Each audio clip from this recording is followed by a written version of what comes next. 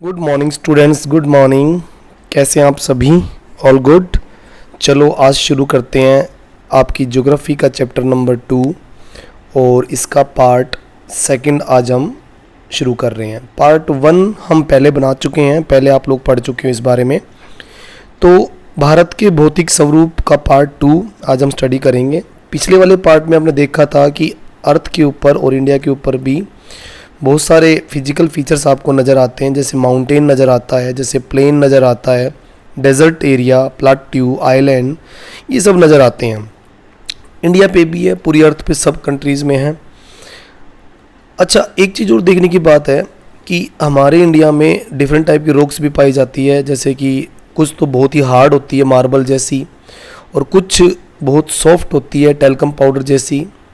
Marble का use Taj Mahal को बनाने में किया गया, और बाकी टेल्कम पाउडर जैसे सोप स्टोन बोलते हैं उसको हम यूज़ भी करते हैं, कॉस्मेटिक वगैरह में भी यूज़ करते हैं। तो डिफरेंट टाइप की रॉक्स यहाँ पाई जाती है। अब देखिए, पिछली बार हमने डिस्कशन किया था इंडिया के बारे में। बात करें तो इंडिया के जो बड़े बड़े लैंड मासेस हैं, जो हमने पिछली बार डिस्कशन किए कि भाई बड़े बड़े यहाँ पर लैंड मासेस पाए जाते हैं, बड़े बड़े जो पार्ट पाए जाते हैं, ये अलग अलग जियोलॉजिकल पीरियड्स में कंप्लीट हुए हैं, बने हैं। ओके, और ये काफ़ी टाइम लगा इनको अलग अलग टाइप की रिलीफ फीचर्स बनने में, जियोलॉजिकल फॉर्मेशन होने में बहुत टाइम लगा। यहाँ पर वेदरिंग हुई, पिछली बार हमने डिस्कशन किया कि भाई कैसे चट्टानें आप एक ही जगह पर टूट जाती हैं, चटक जाती हैं, अपक्षय हो जाता है, वेदरिंग हो जाती है, और फिर रिवर और रेनफॉल के थ्रू वो इरोजन कर दी जाती हैं, मतलब कि अपरदन उनका हो जाता है, अपरदन हो जाता है। और पिछली बार हमने ये भी देखा कि रिवर्स कहीं ना कहीं फिर उसको डिपॉजिट करती है और प्लेन एरिया बनाती है। हमारे बहुत ही बड़े विद्वान, पिछली बार हमने बताया था आपको, एल्फ्रेड वेगनर, जिन्होंने एक थ्योरी दी थी 1912 में, जिसको प्लेट टेक्टोनिक थ्योरी कहा गया था। 1912 में जर्मनी का एल्फ्रेड वेगनर ये बता देता है कि पूरी अर्थ जो है 7 मेजर प्लेट्स और 7 माइनर प्लेट में बटी हुई है। और इन्होंने अपनी फेमस प्लेट टेक्टोनिक थ्योरी में, थ्योरी ऑफ प्लेट टेक्टोनिक में सिद्ध कर दिया था कि कभी बहुत जितने भी कॉन्टिनेंट हम देख रहे हैं, जितने भी प्लेट्स हम देख रहे हैं, वो कभी आपस में जुड़े हुए थे और बाद में इधर से उधर ये ट्रांसफ़र हो गए। अब देखिए, उसके बाद में पिछली बार हमने फोल्डिंग प्रोसेस का एग्जांपल भी पढ़ा था। जब दो प्लेटें एक दूसरे के नज़दीक आती हैं तो बीच में पड़ा हुआ सेडिमेंट फोल्ड होने लगता है और बड़े बड़े माउंटेन बनने लगते हैं। फॉल्टिंग होती है, तो फॉल्टिंग होने के बाद ओशन सरफेस बढ़ जाते हैं। ये पिछली बार हमने डिस्कशन किया था कि कैसे बढ़ जाते हैं। जब डाइवर्जेंट बाउंड्री बनती है तो कैसे ये चीज़ें पॉसिबल हो जाती है। देखिए, डाइवर्जेंट बाउंड्री जब बनती हैं तो किस तरह से पॉसिबल हो पाता है। ओशन सरफेस बढ़ते चले जाते हैं, एक प्लेट दूसरे से दूर चली जाती है। ये देखिए, दूर चली जाती है, और ये सब कैसे होता है? मूवमेंट की वजह से, प्लेट मूवमेंट की वजह से। तीसरा लेवल हमने देखा था कि प्लेट ट्रांसफॉर्म बाउंड्री भी बनाती हैं। एक प्लेट ऊपर नीचे जिगजैग करती हुई आगे पीछे खिसकती है तो वो ट्रांसफॉर्म बाउंड्री बना लेती है। देखिए, ट्रांसफॉर्म बाउंड्री या बना लेती हैं ये, ठीक है। तो ये सब plate movement plate tectonic theory में नज़र आती है। अब देखिए, उसके बाद हमने डिस्कशन किया था 7 मेजर प्लेट्स के बारे में, इंडो ऑस्ट्रेलियन प्लेट के बारे में हमने पढ़ा था। इसके अलावा यूरेशियाई प्लेट के बारे में भी हमने स्टडी किया था, और फिर अफ्रीकन प्लेट के बारे में, American, north American plate, north के बाद साउथ अमेरिकन प्लेट, और एक पैसिफिक प्लेट के बारे में भी हमने डिस्कशन किया था। 7 नंबर पे लगभग बड़ी प्लेट है ये। फिर यूरेशियन प्लेट के बारे में भी हमने डिस्कशन किया, जो इसी का पार्ट है। तो ये 7 मेजर प्लेट्स और 7 माइनर प्लेट आप पहले वाले वीडियो में देखेंगे तो इसको अच्छे से समझाया गया है। उसके बाद देखिए, फिर हमने बात की थी कि इंडिया में कौन कौन से पार्ट हैं जो कि इधर से उधर आए हैं और कैसे ये पॉसिबल हो पाया है। तो इंडिया में गोंडवाना पार्ट जो कि इधर से उधर आया, इंडिया गोंडवाना पार्ट का ही हिस्सा था। गोंडवाना में इंडिया, ऑस्ट्रेलिया, साउथ अफ्रीका, ये सारे गोंडवाना के पार्ट हुआ करते थे पहले। India, Australia, south Africa, south America, Antarctica, ये सारे पार्ट गोंडवाना के पार्ट हुआ करते थे, और बहुत ही बड़ा हिस्सा था ये गोंडवाना और इंडो ऑस्ट्रेलियन प्लेट, ये सब जो इकट्ठे जो है एक दूसरे की तरफ आई हैं। यूरेशियाई प्लेट एक दूसरे से टकराई हैं, कोलिजन हुआ है, और फिर उसकी वजह से हिमालय जैसे बड़े बड़े माउंटेन बने हैं। हिमालय का फॉर्म टैथिस सी में पड़े हुए सेडिमेंट की वजह से हुआ। आपको बता दूं मैं कि जहाँ आज हिमालय है वहाँ पहले टैथीज सी हुआ करता था, और टैथीज सी में जो सेडिमेंट थे, डिपॉजिट थे, फोल्डिंग की वजह से गोंडवाना और यूरेशियाई प्लेट की फोल्डिंग हुई है। गोंडवाना और यूरेशियाई प्लेट, ठीक है, इन दोनों की आपस में एक दूसरे से नज़दीक आने की वजह से आपस में फोल्डिंग हुई है, और फिर उसके बाद में क्या बना है, हिमालय बना है। ओके, अब उसके बाद देखिए यहाँ, ठीक है, यहाँ देखिए, ये देखिए गोंडवाना लैंड के बारे में बताया हुआ भी है कि ये गोंडवाना लैंड पार्ट है, और हिमालय ऊपर की तरफ टैथीज सी का पार्ट अपलिफ्ट हो गया था, ठीक है, और हिमालय बना है। टैथीज सी के सेडिमेंट से ही हिमालय बना हुआ है। तो ये सब हमने पिछले वाले पार्ट में डिस्कशन किया था, खूब अच्छे से डिस्कशन किया था, और आई थिंक आपको समझ में भी बहुत अच्छे से आ गया होगा। तो अब हम आज पढ़ेंगे पार्ट नंबर 2 में major physiographic divisions of India, और इसको 6 पार्ट में डिवाइड किया गया। जैसे कि आप देख भी पा रहे हैं कि यहाँ हिमालय माउंटेन को फर्स्ट पार्ट पे रखा गया है, उसके बाद सेकंड पार्ट पे नॉर्दर्न प्लेन में डिवाइड किया गया है, थर्ड पार्ट में पेनिनसुलर प्लाट्यू, इनका मतलब ये हिमालय, और ये हो गया उत्तर का मैदान, उत्तरी मैदान, ठीक है, ये देखिए उत्तरी मैदान एरिया है ये, और पेनिनसुलर प्लाट्यू ये दक्षिण में हमारा पड़ता है, दक्षिण का पठार, दक्षिणी पठार इसको बोलते हैं। मैदान तो सबको पता है कि प्लेन होता है, लेकिन पठारी एरिया जो लैंड एरिया से थोड़ा सा ऊपर उठता है और ऊपर एक टेबल लैंड शेप ले लेता है, इसको हम प्लाट्यू कहते हैं। इस तरह की शेप प्लाट्यू कहलाती है। जो जैसे अब हमारा प्लाट्यू देखें तो वो कैसा है, इधर अरेबियन सी पड़ता है, अरेबियन सी होता है इधर, और इधर होता है बे ऑफ बंगाल। तो ये दोनों साइड से देखो, आप देख सकते हैं कि दोनों साइड से ऊपर उठा हुआ है, ये प्लाट्यू एरिया है। तो साउथ का प्लाट्यू एरिया हम बता रहे हैं, एक मैप के थ्रू इसको समझ भी लेंगे हम। फिर देखिए 4 इंडियन डेजर्ट में इसको बांटा गया। इंडिया की फिजिकल फीचर्स में Indian desert main part role play करता है। भारत का मरुस्थल, थार मरुस्थल, इसको थार डेजर्ट हम कहेंगे। और कोस्टल प्लेन यहाँ पर 5 नंबर पे आता है, जो कि ये जो हमारा प्लाट्यू एरिया है इसके दोनों साइड में, इधर आप देख सकते हैं इसके दोनों साइड में है इधर। तो ये कोस्टल प्लेन बहुत ही इंपॉर्टेंट है। उसके बाद देखिए आइलैंड्स, अंडमान और निकोबार आइलैंड्स, ये बहुत ही फेमस है, और लक्षद्वीप भी बहुत फेमस एरिया है। तो ये 6 मेजर फिजियोग्राफिक डिवीज़न में इंडिया को बांटा गया है, और इन्हीं के बारे में हम, फिजियोग्राफिक का मतलब होता है कि भाई भौतिक स्वरूप, इंडिया के 6 भौतिक स्वरूप यहाँ पर डिसाइड किए गए हैं। अब सबसे पहला हम देख लेते हैं हिमालय माउंटेन, ठीक है, ये देखिए। लेकिन पहले, इससे पहले कि ये हम सारा समझें, एक छोटा सा मैप बनाकर या फिर एक इंडिया के मैप में इसको समझ लेते हैं। ये देखिए, आपको एक इंडिया का मैप में दिखाता हूँ, इसके अंदर आप इसको अच्छे से समझ पाएंगे। ये देखिए, यहाँ ये इंडिया का मैप है, और जितना आप देख पा रहे हैं, ये देखिए यहाँ मैं आपको शो अप कर रहा हूँ, ये जितना जितना एरिया आप देख पा रहे हैं, ये पूरा का पूरा हिमालय माउंटेन रेंज है, यहाँ से यहाँ तक। ये देखिए, ये पूरा हिमालय माउंटेन रेंज है, और यहाँ तक है, ये 7 सिस्टर तक पूरा बना हुआ, आप देख सकते हैं ये सारा का सारा। और इस पार्ट में आपको बहुत सारी जो है रेंजेस, यानी कि छोटे छोटे हिल रेंजेस मिलेंगे आपको। जैसे आप देख सकते हैं इसके अंदर, थोड़ा सा मैं इसको जूम कर देता हूँ, इसके अंदर आपको यहाँ ये काराकोरम रेंज दिखाई दे रही है, फिर लद्दाख रेंज है, फिर जास्कर रेंज है, माउंटेन रेंज, शिवालिक रेंज है नीचे, ठीक है। तो ये मेन है, कैलाश रेंज है। तो ये सारा हिमालय का पार्ट है। ये एक आर्क शेप में है, आर्क यानी कि धनुष जैसी आकृति आप देख पा रहे हैं। 2400 किलोमीटर का एक ऐसा एरिया जो कि बहुत बड़ी एक दीवार की तरह है, एक वॉल की तरह हमारे लिए काम करता है। नॉर्थ साइबेरिया से आने वाली, जैसे इधर रशिया से आने वाली, साइबेरिया से आने वाली कोल्ड विंड को हिमालय रोक लेता है, और नॉर्दर्न भारत को, नॉर्दर्न प्लेन एरिया को, नॉर्दर्न इंडिया को सर्दी से बचा लेता है। अगर हिमालय ना होता तो डेफिनेटली नॉर्दर्न पूरा पार्ट हमारा बर्फ़ से ढक गया होता, जैसे कि हिमालय भी ढका हुआ है, ठीक है। तो ये बहुत ही इंपॉर्टेंट पार्ट है हमारा। उसके बाद जैसे कि सीक्वेंस के अकॉर्डिंग जो सेकंड नंबर आता है नॉर्दर्न प्लेन, वो नॉर्दर्न प्लेन एरिया यहाँ है। ये देखिए, आप देख सकते हैं नॉर्दर्न प्लेन एरिया को, आप मार्क कर सकते हैं हम यहाँ पे। ये देखिए, यहाँ गुजरात से लेकर ये पूरा का पूरा ये नॉर्दर्न प्लेन एरिया है। ऊपर ऊपर जो येलो येलो पार्ट आपको दिखाई दे रहा है ये नॉर्दर्न प्लेन है। ये सारा ये देखिए ये पूरा का पूरा नॉर्दर्न प्लेन एरिया है इंडिया का, जो कि गुजरात का भी पार्ट है। और ये देखिए सारा लगभग ये नॉर्दर्न प्लेन है। ठीक है, ठीक है, हाँ, तो ये सारा नॉर्दर्न प्लेन एरिया है। और आप देख सकते हैं कि great Indian desert northern plain area में आता है। और यमुना और गंगा का पूरा एरिया है ये, इंडस और गंगा का एरिया।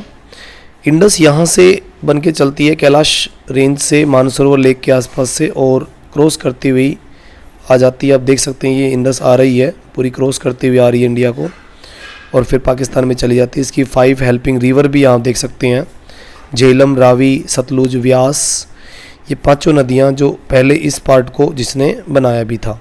ठीक है, और ये नॉर्दर्न प्लेन है। ये गंगा और उसकी हेल्पिंग रिवर है, घघरा, यमुना, चंबल, ये सब आपको दिखाई देंगी, कोसी, गंडक वगैरह, और ये ब्रह्मपुत्र रिवर। ठीक है, ये सारा नॉर्दर्न प्लेन एरिया आपका है। ठीक है, और फिर उसके बाद ये साउथ में आप देख सकते हैं सारा का सारा ये वाला सारा आपका जो है प्लाटू एरिया है, जो कि बहुत ही हार्ड रॉक्स का बना हुआ है। ये देख सकते हैं ब्लैक सोइल एरिया और हार्ड रॉक एरिया, ये सारा का सारा प्लाटू एरिया है। साउथ का डेक्कन प्लाटू, 2 पार्ट बनते हैं इसके, एक मालवा प्लाटू ऊपर की तरफ होता है, ये सारा इतना इतना मालवा ये आप देख सकते हैं, और नीचे की तरफ डेक्कन प्लाटू ट्रायंगल शेप में है, ये भी आप देख सकते हैं, बहुत ही इंटरेस्टिंग है ये। ठीक है, ओके, तो ये सब चीज़ें हैं। इसके साथ ही फिर एक और सीक्वेंस चेंज होता है, एक और सीक्वेंस चेंज होता है जो कि पेनिनसुलर प्लाटू के बाद इंडियन डेजर्ट का है। और हम इंडियन डेजर्ट को यहाँ देख सकते हैं, इतना इतना एरिया लगभग इंडियन डेजर्ट का हमारा बनता है। ये देखिए ये थार डेजर्ट है। ठीक है, थार डेजर्ट एरिया है पूरा ये। ठीक है, तो ये इंडियन डेजर्ट देख सकते हैं। ओके, और उसके बाद में फिर कोस्टल प्लेन एरिया यहाँ पर बनता है, कोस्टल प्लेन। ये देखिए इस मैप में हम देख सकते हैं ये सारा एरिया जो आप देख पा रहे हैं यहाँ पर, ये कोस्टल प्लेन है सारा का सारा साउथ की तरफ। ये ईस्टर्न और वेस्टर्न साइड में, ये वेस्टर्न साइड है, ये ईस्टर्न साइड है, दोनों साइड में ये कोस्टल प्लेन एरिया आपका बहुत ही फेमस है, जो कि रिवर्स की डिपॉजिट की वजह से बना है। ठीक है, उसके बाद लास्ट में इंडियन आइलैंड्स वगैरह हैं जो कि अंडमान और निकोबार आपको नज़र आएंगे। ये देखिए पूरा अंडमान निकोबार आइलैंड है, और ये लक्षद्वीप है, ये हमारा कोस्टल एरिया है। तो इन सब के बारे में हम बारी बारी स्टडी करते चले जाएंगे। ओके, बहुत ही इंटरेस्टिंग पॉइंट है, बहुत ही अच्छे पॉइंट हैं ये, आपको सारी चीज़ समझ आएंगी, बहुत अच्छे से समझ आएंगी, और सभी डिटेल से हम समझ पाएंगे। ओके, सभी चीज़ें डिटेल से समझ पाएंगे। Himalaya mountain, northern plain, peninsular plateau, Indian desert, Indian coastal plain and island area. Okay, तो चलिए अब हम शुरू करते हैं हिमालय माउंटेन के बारे में समझना, क्योंकि बारी बारी हमने इनके जो फिजिकल फीचर्स तो हमने पढ़ लिए हैं, समझ लिए हैं, तो अभी हिमालय माउंटेन के बारे में हम स्टडी करते हैं। ये देखिए हिमालय माउंटेन के बारे में, अब ये देखिए। ठीक है, ओके, तो हिमालय जियोलॉजिकली बहुत ही यंग एंड फोल्ड माउंटेन माना जाता है। ठीक है, मतलब कि इसको ज़्यादा समय नहीं हुआ है बने हुए, फोल्डिंग होने के बाद जो हिमालय बना है उसको ज़्यादा समय नहीं लगा है। ठीक है, ओके, ये देखिए ये हमारे इंडिया के नॉर्दर्न बॉर्डर पे है। ठीक है, और ये mountain range west to east direction में, ये ध्यान रखना, हिमालय कौन सी डायरेक्शन में, west to east direction. Okay, मतलब कि इंडस रिवर से शुरू होता है हिमालय और ब्रह्मपुत्र रिवर तक पूरा फैला हुआ है। ठीक है, हिमालय इंडस से शुरू होता है और ब्रह्मपुत्र तक फैला हुआ है। हिमालय एक लोफीएस्ट, मतलब कि एक ऊंचाई वाला, काफ़ी ऊंचाई पर, और बहुत ही रगड़ माउंटेन बैरियर जैसा नज़र आता है, एक ऐसा रुकावट जो कि साइबेरिया से आने वाली हवाओं को रोक लेता है पूरे वर्ल्ड में। ओके, इसकी शेप जैसे मैंने पहले आपको बताई कि इसकी शेप एक आर्क जैसी, एक धनुष जैसी है, मतलब इसकी शेप लगभग ऐसी है। आप देखोगे ऊपर जम्मू कश्मीर से लेकर इधर कन्याकुमारी शेप में ये आर्क शेप में है, आर्क, एक धनुष जैसा आकार। ठीक है, एक आर्क शेप में है। ओके, और लगभग 2400 किलोमीटर का एरिया ये कवर करता है, मतलब कि देखा जाए तो यहाँ से देखा जाए तो ये पूरा का पूरा एक आर्क शेप में है ऐसे। ओके, और ये कितना कवर एरिया करता है, लगभग 2400 किलोमीटर का एरिया कवर करता है। ओके, ये देखिए कश्मीर की साइड में इसकी विड्थ जो है वो ज़्यादा हो जाती है, चौड़ाई में ज़्यादा है, 400 किलोमीटर कश्मीर में। अरुणाचल तक पहुंचते पहुंचते ये 150 किलोमीटर रह जाता है, ठीक है। अरुणाचल में इसकी जो विड्थ है, चौड़ाई है, वो कम हो जाती है। मतलब कि हिमालय टोटल आर्क शेप में 2400 किलोमीटर की लंबाई में, और विड्थ जो है वो कश्मीर में अलग और अरुणाचल में अलग है। 400 किलोमीटर है और अरुणाचल में लगभग ये 150 किलोमीटर है, ठीक है। और उसके बाद देखें तो हिमालय में 3 पैरेलल रेंज, 3 बराबर पैरेलल रेंज जो माउंटेन की होती है, जो लॉन्गिट्यूडनल लेवल पे पूरी तरह फैली हुई है, फैलाव में है। बहुत सारी वैली, घाटियाँ यहाँ इन रेंज के बीच में आपको देखने को मिलेंगी, ठीक है। बहुत सारी रेंज है। और जो सबसे बड़ी, जो नॉर्दर्न मोस्ट रेंज मानी जाती है, सबसे बड़ी और ऊंचाई पर, उसको हम ग्रेट हिमालय या इनर हिमालय रेंज हम कहते हैं।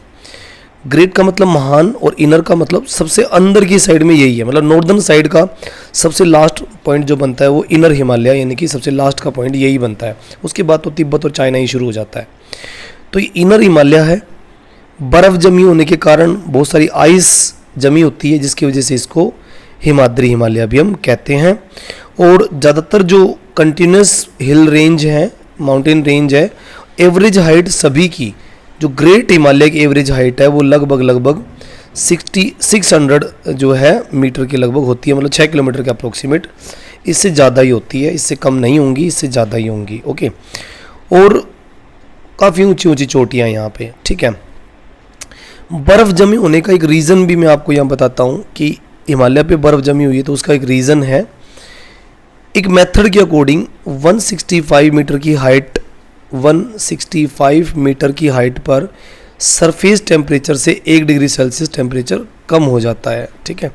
क्या हो जाता है? कम हो जाता है। देखिए 1 डिग्री सेल्सियस कम हो जाएगा 165 मीटर की हाइट पर। एक माउंटेन पे हम अगर ऊपर चढ़ते हैं, तो एक माउंटेन पर ऊपर चढ़ने पर 165 मीटर यानी कि नॉर्मल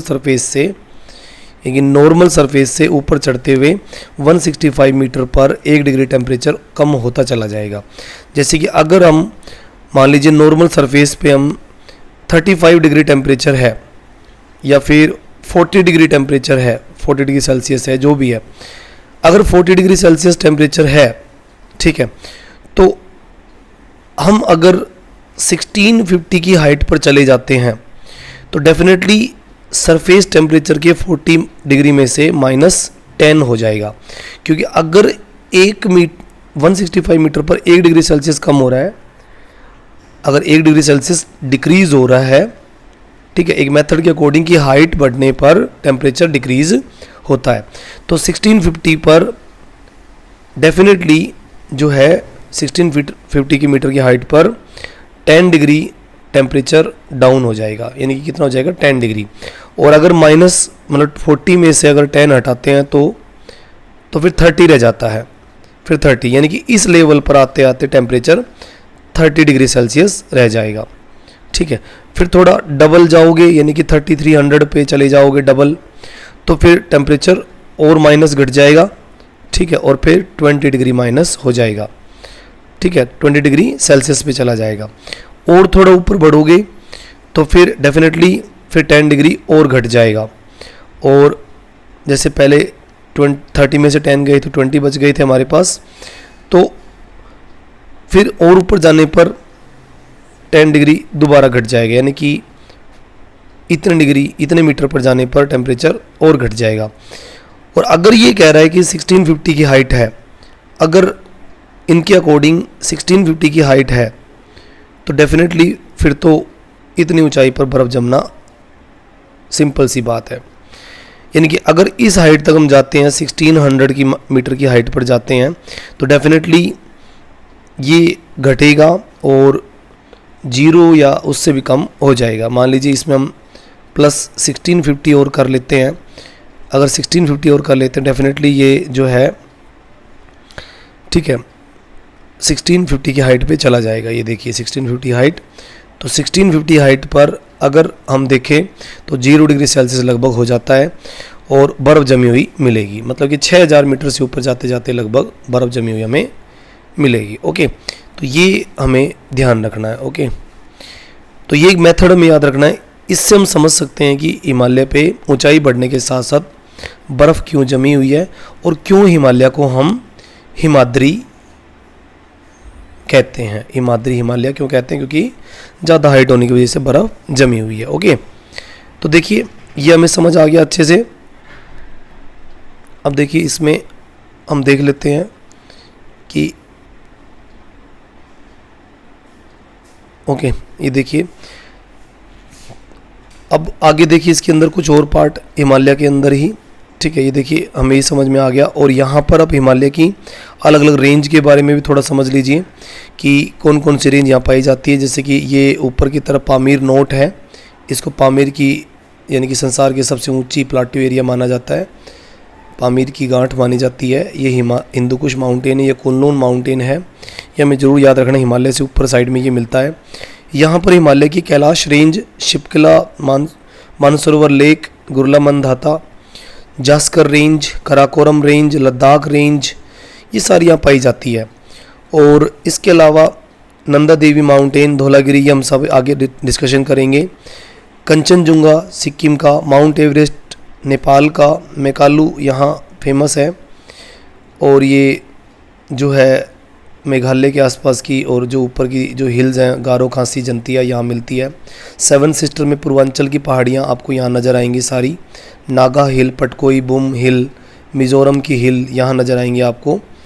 तो ये सारा का सारा हिमालय माउंटेन रेंज है, जिसको 3 रेंज में बांट सकते हैं, ग्रेट हिमालय और फिर शिवालिक रेंज और लेसर हिमालय। तो इनके बारे में स्टडी करेंगे। ये पूरा हिमालय रेंज है, आप अपनी बुक में भी इसको देख सकते हैं कि कौन कौन सी रेंज यहाँ पर है। लद्दाख है, जास्कर है और शिवालिक रेंज है, और इधर की साइड में धौलागिरी, अन्नपूर्णा, ये सब है, ठीक है।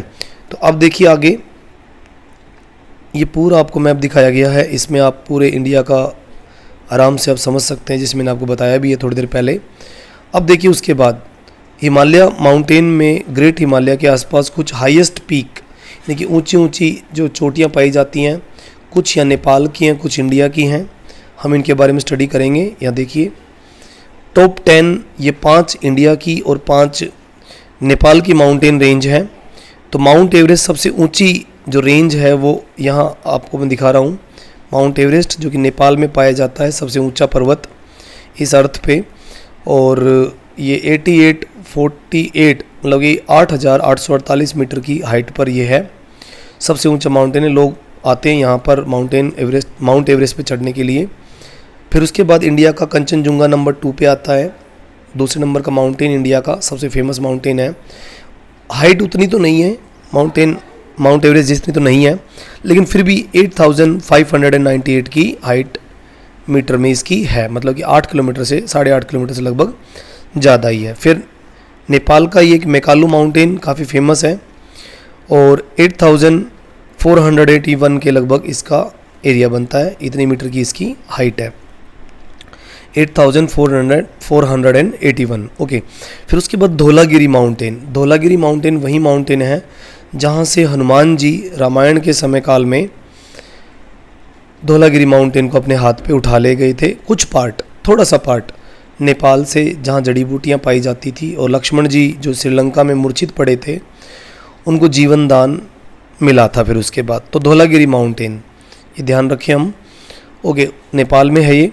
फिर इंडिया का नंगा पर्वत सबसे फेमस माउंटेन माना जाता है। ये 8126 मीटर की हाइट का ये माउंटेन है, जो 5 नंबर पे यहाँ पर आता है। ये 4 नंबर माउंटेन हाइट के अकॉर्डिंग, ये 3 नंबर माउंटेन, ये 2 नंबर माउंटेन और ये नंबर 1 माउंटेन टॉप 10 की लिस्ट में। फिर नंबर 6 पे नेपाल का अन्नपूर्णा माउंटेन आता है। अन्नपूर्णा रेंज है पूरी, 8078 मीटर की हाइट के अकॉर्डिंग नंबर 6 पे आता है ये। नंदा देवी माउंटेन जो नंबर 7 में India, 7817 number 7 range. Kamet mountain India का, ये भी बहुत फेमस है, 7756 नंबर 8 पे आता है। नामचा बरुवा माउंटेन ये भी बहुत फेमस है इंडिया में, अरुणाचल की साइड में ये होता है। वहाँ से ही आपकी जो रिवर ब्रह्मपुत्र है वो टर्न करती है और फिर आगे बढ़ती है। तो ये काफ़ी फेमस है 7756 मीटर की हाइट पर। लगभग ये दोनों ही हाइट सेम है, कामेट और नामचा बरुवा की। और फिर लास्ट में गुरला मंदाता माउंटेन, जो कि नेपाल की सबसे ऊंची, नेपाल की चोटियों में, ऊंची चोटियों में पाया जाता है नंबर 10 पर। ओके, तो ये top 10 highest peak of Himalaya, कुछ नेपाल की कुछ इंडिया की हैं। ओके, तो हमें ये थोड़ा सा समझ लेना है और फिर याद हो जाएगा। अब देखिए उसके बाद में हिमालय के बारे में कुछ और बातें, ये देख सकते हैं आप कितना ज़बरदस्त सीन, ये कितना ज़बरदस्त नज़ारा आपको दिखाई दे रहा है हिमालय माउंटेन का, the very famous area of the world. Okay, अब देखिए यहाँ जितने भी हमने माउंटेन रेंज देखी वो सारी ग्रेट हिमालय की माउंटेन रेंज थी, महान हिमालय, और ये एस्ट्रीमेटिकल नेचर में है। एस्ट्रीमेटिकल मतलब कि लेयर बाय लेयर है, ठीक है। और जितना भी आप ग्रेट हिमालय की जितने भी आप यहाँ देख रहे हैं ये सारा, उनका जो इंटीरियर पार्ट है जिस रॉक से बना हुआ है वो ग्रेनाइट की रॉक्स हैं ज़्यादातर, यानी ग्रेट हिमालय में ज़्यादातर रॉक जो पाई जाती हैं वो ग्रेनाइट होती हैं, ध्यान रखें। अंदर की पार्ट में ग्रेनाइट मिलेंगी खूब सारी। ओके, और इसी ग्रेनाइट के ऊपर फिर बड़े लेवल पे जो है स्नो बॉन्ड यानी कि बर्फ़ जमी हुई है, इसीलिए इसको हिमाद्री भी कहते हैं। और बहुत सारे ग्लेशियर यहाँ से फ्लो करते हैं, यहीं से बनकर चलते हैं। अब जैसे कि कुछ फाइंड आउट की बात कर रहा है तो कुछ ग्लेशियर के नाम भी पूछ रहा है आपसे कि बताइए कौन कौन से ग्लेशियर यहाँ पाए जाते हैं। तो एक बात ध्यान रखिए, गंगोत्री ग्लेशियर है एक, गंगोत्री ग्लेशियर। तो ये गंगोत्री ग्लेशियर है और गंगा इससे बन के चलती है, जब गंगोत्री ग्लेशियर पिघलता है तो ये बन के चलती है। एक और ग्लेशियर की बात करें तो हम यमुनोत्री, ठीक है, यमुनोत्री ग्लेशियर है जिससे यमुना बन के चलती है, यमुना, ये देखिए।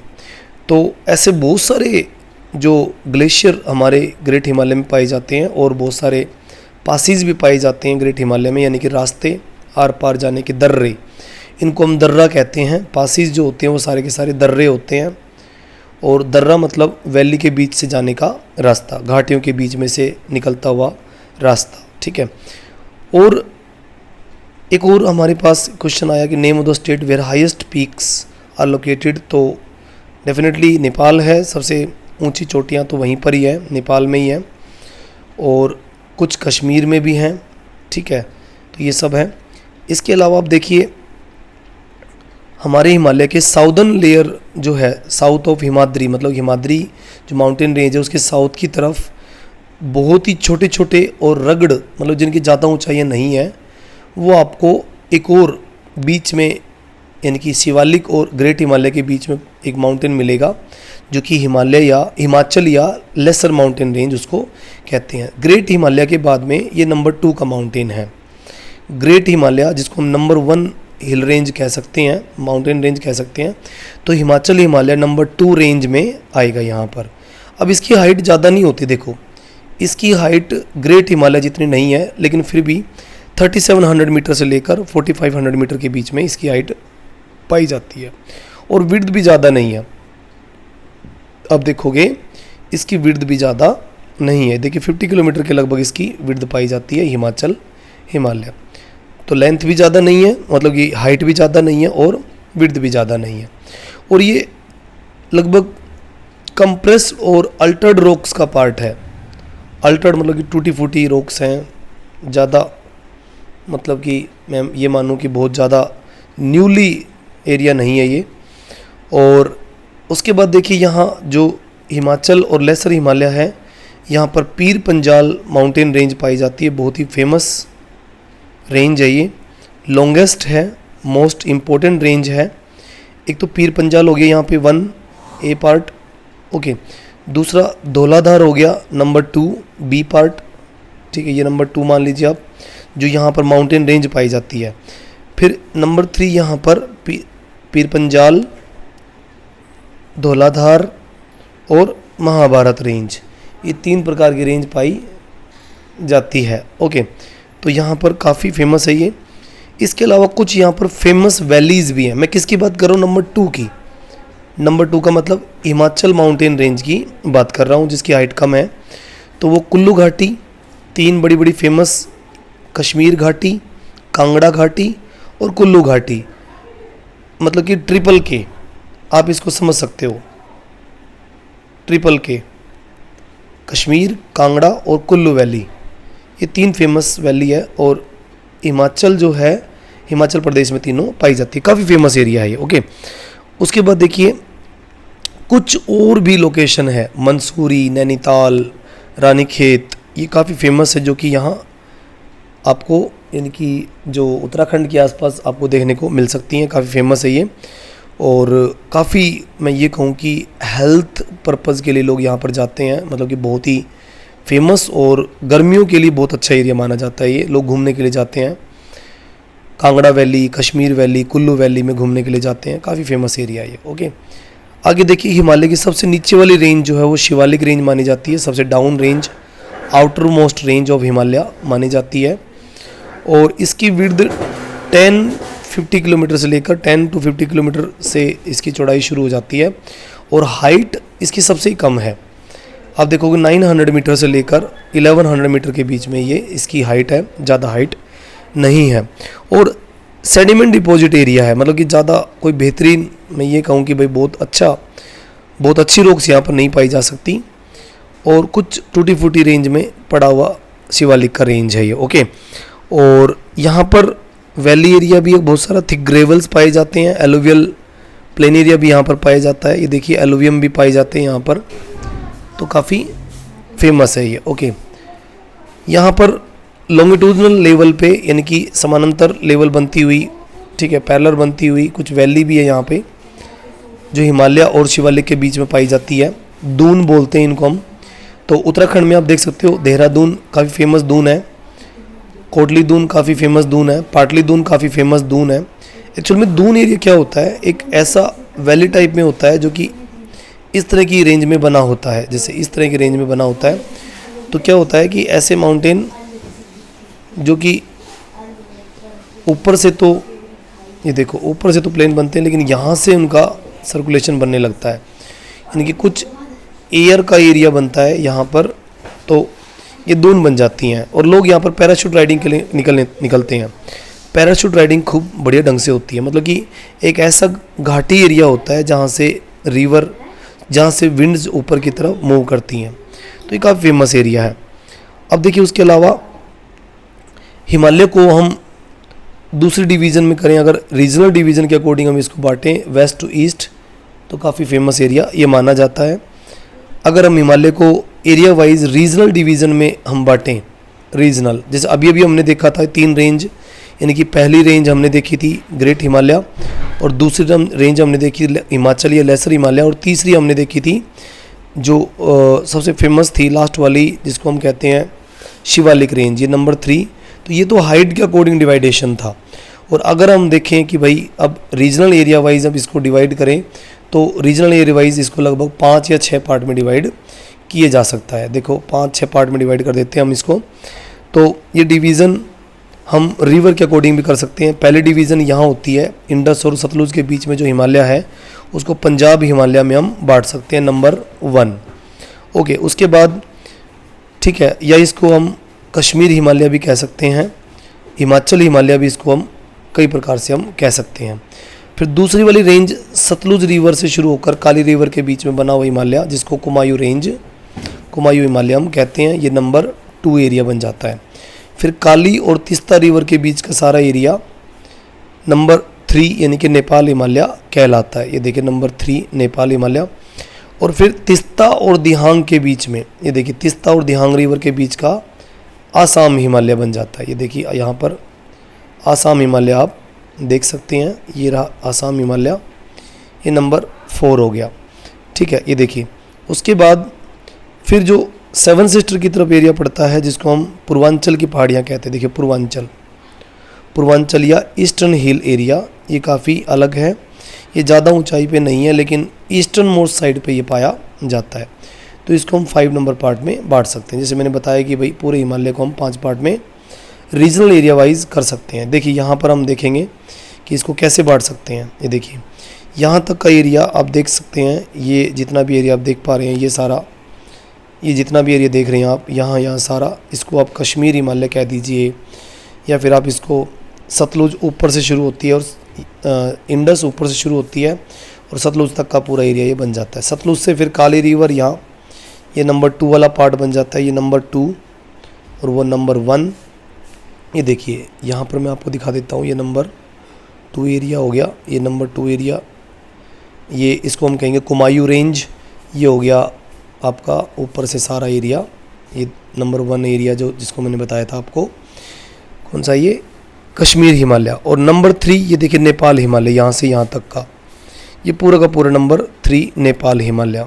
ओके, इसको हम नेपाल हिमालय का नाम दे सकते हैं। और नेपाल के बाद में फिर ये रहा आपका, ठीक है, आसाम हिमालय, यहाँ तक का पूरा पूरा आसाम हिमालय नंबर 4।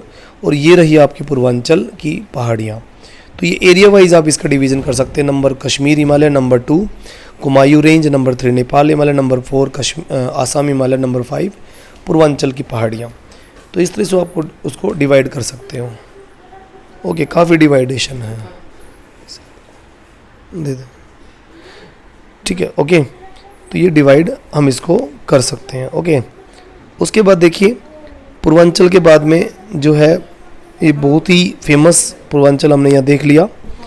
ओके, उसके बाद में ईस्टर्न स्टेट की तरफ जो है वो मतलब ज़्यादा ऊंची पहाड़ियाँ नहीं है, सेडिमेंट्री से रॉक से बनी हुई कुछ आपको वहाँ पर मिलेंगी। पूर्वांचल जो है ज़्यादा ऊंचाई पे नहीं मिलेंगी, कुछ वैली एरिया भी मिलेगा, पैरेलल रेंज बनी हुई हिमालय की वहाँ पर आपको मिलेंगी।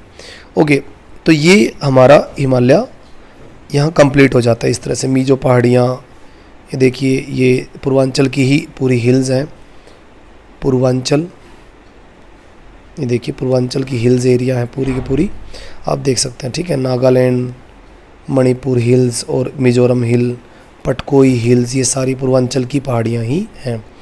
तो इस तरह से रीजनल डिवीज़न वाइज आप हिमालय को कर सकते हैं। अब हिमालय के बारे में थोड़ी सी बातें और रह गई कि हिमालय बना कब, कैसे बना। 200 मिलियन ईयर पहले हिमालय का फॉर्मेशन हुआ है। गोंडवाना और अंगारा लैंड, साउथ का ये जो गोंडवाना पार्ट हम देख पा रहे हैं, ये सारा गोंडवाना है, ये प्लेट, और ऊपर से अंगारा लैंड प्लेट, ये देखिए ये अंगारा लैंड प्लेट ऊपर से मूव करती हैं, और मूव करने की वजह से हिमालय, ये बीच का स्ट्रेथी सी हमारा जो आप देख पा रहे हैं यहाँ ये बना, और उसके बाद हिमालय का फॉर्मेशन हुआ, और हिमालय अलग अलग 3 पैरेलल रेंजों में आगे बढ़ा। ओके, इस तरह से हिमालय का फॉर्मेशन हुआ, और फोल्डिंग की वजह से ही हुआ, ये हमें ध्यान रखना है। यंग फोल्ड माउंटेन है, यहाँ पर बहुत सारे करेवा वगैरह मिलते हैं, काफ़ी फेमस एरिया है ये। ओके, प्लाटू के बाद ही बना है। ओके, तो हिमालय का इस पार्ट में हम बहुत अच्छे से समझ चुके हैं, बहुत अच्छी तरीके से हमें समझ में आ गया ये। अगली बार हम प्लेन के बारे में पढ़ेंगे। ये देखिए नॉर्दर्न प्लेन एरिया यहाँ पर है, इसके बारे में स्टडी करेंगे, काफ़ी फेमस एरिया है। और उसके बाद में हम यहाँ पेनिनसुलर प्लाटू के बारे में स्टडी करेंगे, और फिर इंडियन डेजर्ट के बारे में स्टडी करेंगे, और फिर कोरल्स के बारे में, इनकी जो डेजर्ट के बाद में जो आपका कोस्टल प्लेन है, आइलैंड्स हैं, इनके बारे में डिस्कशन करेंगे। काफ़ी फेमस एरिया, काफ़ी फेमस पार्ट ये बन जाएगा। ओके, तो आज के लिए इतना ही। हिमालय काफ़ी बड़ा पार्ट था ये, तो आज इतना ही करेंगे। Thank you. आई होप आपको बहुत अच्छे से समझ में आया होगा, हम धीरे धीरे इसको समझ रहे थे, तो काफ़ी इंटरेस्टिंग पार्ट है ये। Okay, thank you, bye.